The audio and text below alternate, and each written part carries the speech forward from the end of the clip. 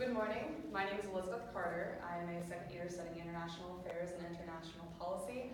I'm interested broadly in resource deficiencies and the strategies that are emerging within the development field to tackle this. And last semester, I participated in the Honors Policy Scholars course under the direction of Dr. David Williams. And my policy proposal that I produced in this class focused on water security in Karachi, Pakistan, and I did so under the mentorship of the incredible Dr. Amanda Murray from the School of Public and International Affairs. So in these next 10 minutes, I'm going to give a brief background and some context to the issue that's plaguing Karachi right now. I'll detail the members of the partnership that are included in the proposal that I've created, talk about some implementation strategies, acknowledge some considerations, and then open the floor for questions. So as you can see on the map of Pakistan, Karachi is located in the southernmost province. It's called the Sindh province. It's the capital of the Sindh province, and it's on the Arabian coast. And this city of 16 million people currently has two sources for its water. To its north, there's the Hub Dam, and then to the south, there is the delta of the Indus River. And water is taken from these two access points, and it is piped up into Karachi for all of the residents. But currently, the water isn't making it there. And this is due to two reasons. The first is that the infrastructure is incredibly outdated. The last time most of this was put in was in the 1980s. There are a lot of leakages and vulnerabilities along the pipe system from the two access points up to Karachi. And actually 48% of the lines that service Karachi from the two access points are maintained and or were created by the residents themselves since the 1980s as they've had to make repairs. And the second reason that the water is not making it to Karachi is that there has emerged a group called the Water Mafia. And essentially what they're doing is they're going onto private lands, either trespassing or paying off the local farmers. They're siphoning off the water, and then they're taking it themselves up to Karachi and selling it to the people that it should have gone to in the first place. You can imagine how this creates problems. Because for 1 month's supply of water, for clean water, it's about $150 for a family. Whereas for the brackish, unclean, unfiltered, untreated water, it's about $20. And in a city where 65% of the people are living in poverty, this creates a significant financial burden on the families. In addition to that, 50% of the diseases that plague residents of Karachi and in Pakistan widely are waterborne, and so when they're having to purchase this unclean drinking water, this also creates an incredible health crisis.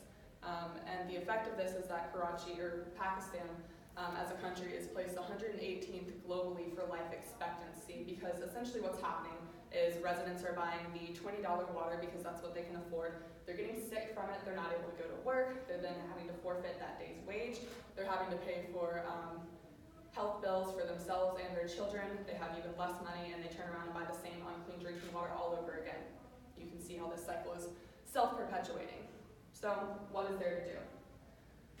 I was inspired by a public-private partnership that I saw called Project Last Mile that USAID was doing in conjunction with the Coca-Cola Company and the Gates Foundation, in which they were leveraging the distribution network that Coca-Cola already had to deliver life-saving pharmaceuticals that we have access to every day to remote villages in Ghana and Tanzania.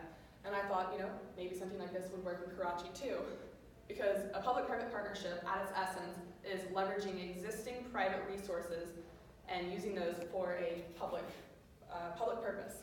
And so I'm actually going to start from the right side of the screen and talk to you about the different partners that I think would be critical for this partnership to work. The first of which being UPS, specifically the UPS Foundation and the Logistics Emergency Team. So the UPS Foundation has the stated goal of creating safer, stronger, more resilient communities globally.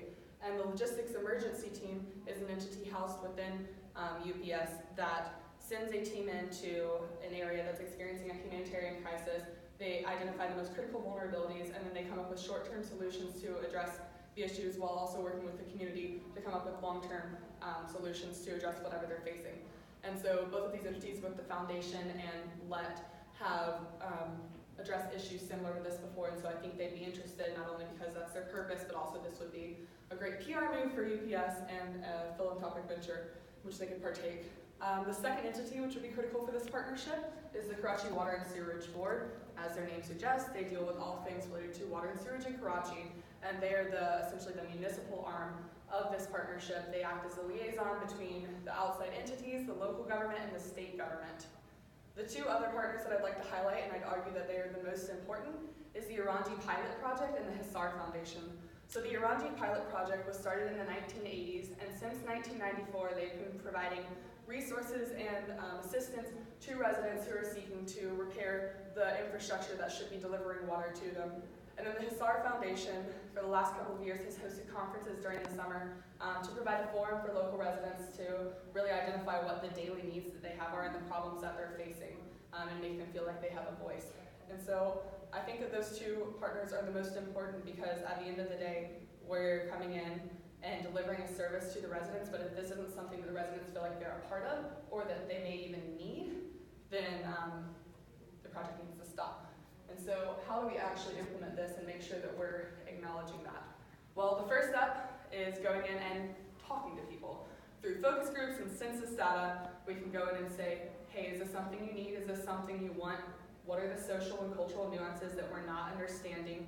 Can you help us to really understand what you need on a day-to-day basis? Are we looking at this correctly? And once we establish both want and need and a strong partnership that will be ongoing throughout the process with the local residents, then we can move into asset mapping, which is where UPS comes in most readily. They're the logistics giant of the world. They can help us to identify the most efficient routes throughout the city to deliver water, and also identify where the resources are, where they need to be, and how to get them there. So once we do this, comes the most arguably controversial part of the project.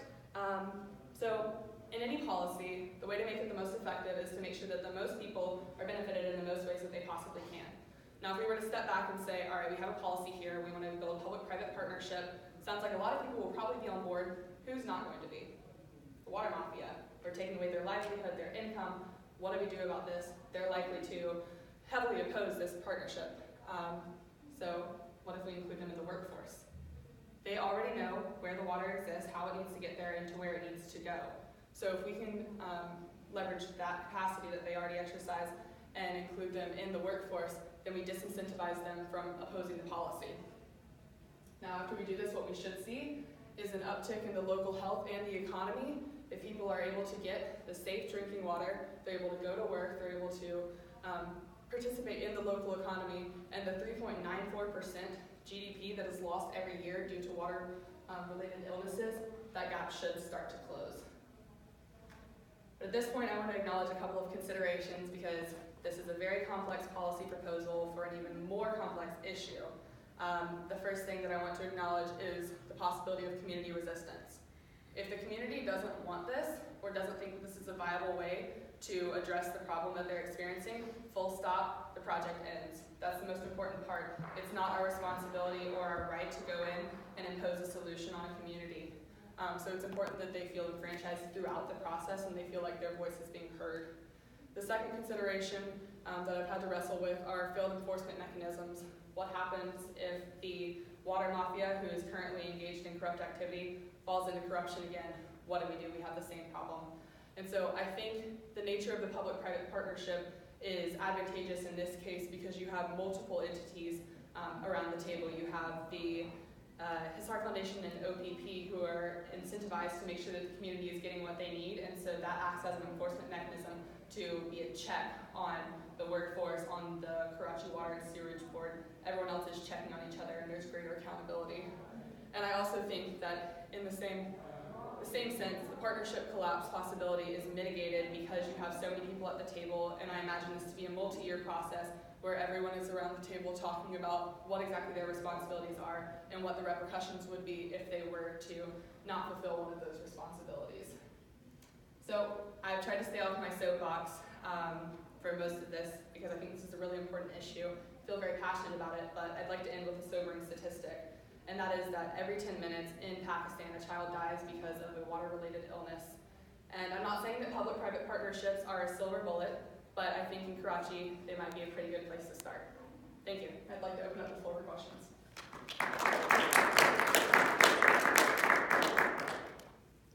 How long has the water mafia been ingrained in culture and basically in water? So from what I could tell, it's been about the last 10 years that it's really become a serious issue.